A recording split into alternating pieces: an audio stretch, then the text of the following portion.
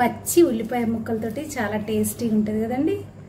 ఇలా సర్వ్ చేసుకుంటే చాలా టేస్టీగా ఉంటుంది. ఒక పావు కేజీ శనగలు తీసుకున్నాను, నైట్ నానబెట్టి ఇక ప్రొద్దున ఒక 3 విజిల్స్ వచ్చే వరకు ఉడకబెట్టుకోవాలి. ఒక్క ఆలు వేసాను అందులోనే.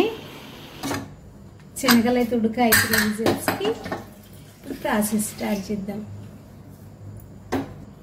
2 స్పూన్స్ ఆయిల్ తీసుకునండి, వేడైంది. ఆవాలు, జీరా కాస్త వేగాక 2 ఎండుమిర్చి, ఒక 2 పచ్చిమిర్చి, కొంచెం ఉల్లిపాయలు ఎక్కువైనా వేసుకోవాలండి. ఒక పెద్ద ఉల్లిపాయ వేసాను. ఉల్లిపాయలు ఎక్కువ ఉంటేనే టేస్టీగా ఉంటుంది. కొంచెం కరివేపాకు, కాస్త వేగాక ఫ్రెష్గా దంచిన అల్లం వెల్లిపాయ,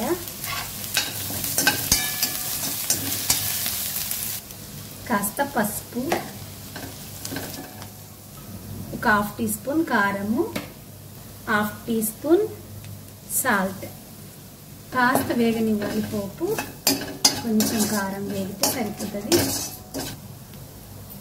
ఇప్పుడు ఉడకబెట్టుకున్న శనగలు,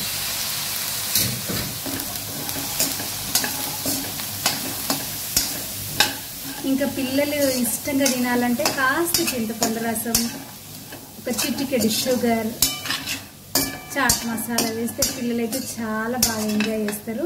ఈరోజు అయితే నేను సింపుల్గానే ఇలా ఫ్రై చేస్తున్నాను. ఇప్పుడు ఆలు. ఈ ఆలు ఆప్షనల్ అండి. ఇంకా చాట్కి అయితే ఖచ్చితంగా వేసుకోవాలి. చాట్కు బాగా సూట్ అవుతుంది ఆలు. ఇట్లా ఆలును స్మాష్ చేసేయచ్చు చాట్లో అయితే. ఇప్పుడు కాస్త కొత్తిమీర, ఒక 1/2 టీ స్పూన్ వేయించిన ధనియాల పొడి బాగా కలిపేసి, ఈ ఉడికినాయి కాబట్టి తొందరనే మసాలా పడుతుంది.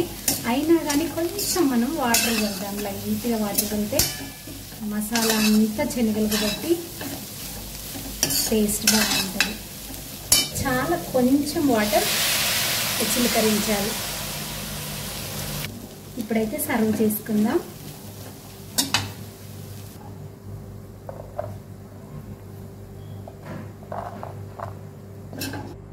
కాస్త నిమ్మకాయ రసం. ఈ వీడియో కనుక మీకు నచ్చినట్లయితే తప్పకుండా లైక్ చేయండి, షేర్ చేయండి, సబ్స్క్రైబ్ చేయండి. నమస్తే అండి, బాయ్, థ్యాంక్ యూ.